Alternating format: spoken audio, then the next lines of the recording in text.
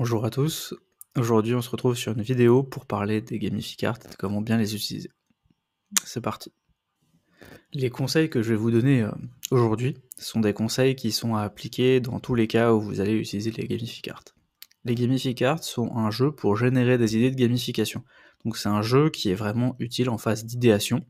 Donc c'est vraiment un jeu qui est là pour vous permettre d'aller plus loin dans vos idées, d'en générer plus, d'être plus créatif, mais c'est pas forcément un jeu qui va vous aider à mieux cadrer votre projet ou à mieux comprendre les leviers d'engagement qui vont mobiliser votre public.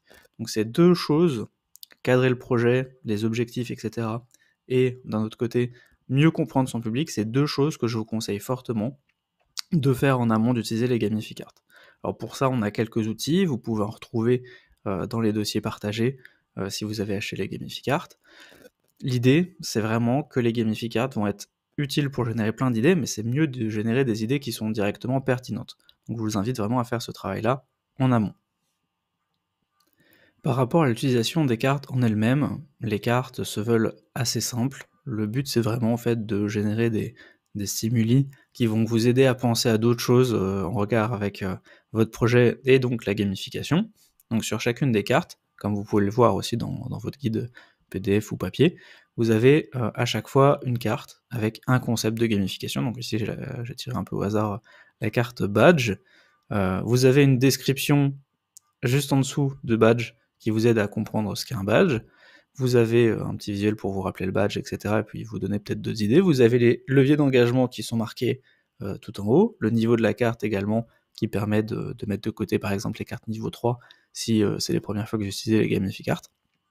Et enfin, vous avez tout un set de questions qui sont là pour vous aider en fait tout simplement à aller plus loin dans votre idée. Donc là par exemple, si je lis la carte badge, il y a une question qui est comment l'utilisateur peut-il montrer son badge à d'autres utilisateurs? Parce qu'effectivement, un badge, c'est souvent utile parce que on va pouvoir le montrer à d'autres personnes et ça va montrer un peu notre statut, ça va permettre de montrer qu'on est fier de nos accomplissements, ce genre de choses.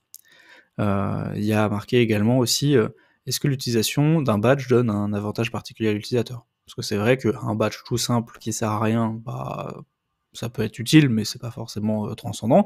Par contre, un badge qui donne de nouveaux pouvoirs, de nouveaux accès, là, ça devient un peu plus excitant pour vos utilisateurs.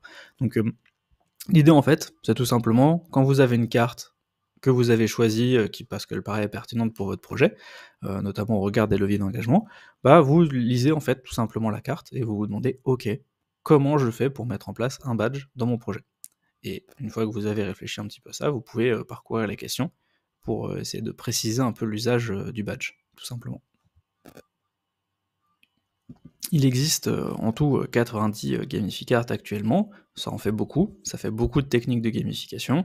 Certaines vont être un peu plus parlantes pour vous que d'autres, potentiellement il y en a que vous n'allez pas forcément comprendre du premier coup, c'est OK. Il y a deux possibilités à ce moment-là. Soit vous pouvez nous contacter directement, notamment en passant par le Slack de la communauté, pour demander voilà, des conseils ou ce genre de choses, et à ce moment-là on peut vous répondre ainsi que les gens de la communauté.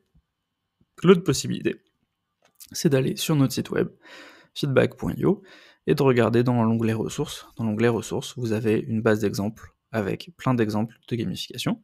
Alors pour l'instant, c'est les exemples qui étaient connectés au Gamificard V1, ça va bientôt changer, il y a beaucoup plus d'exemples qui arrivent, mais ça fait déjà une bonne base de compréhension qui vous permet de voir un peu, bah voilà, par exemple les badges, bah, comment c'est utilisé actuellement, puis vous avez des exemples, etc. Donc c'est toujours cool de faire un peu de benchmark et d'aller voir ce que font les autres.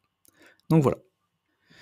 Dans les prochaines vidéos, je vous parle de comment utiliser les gamificards à plusieurs, et de comment les utiliser en ligne. Et puis si vous avez des questions, vous mettez un message soit dans les commentaires de la vidéo, soit sur le Slack de la communauté, et puis on vous y répond. Bon courage, à bientôt.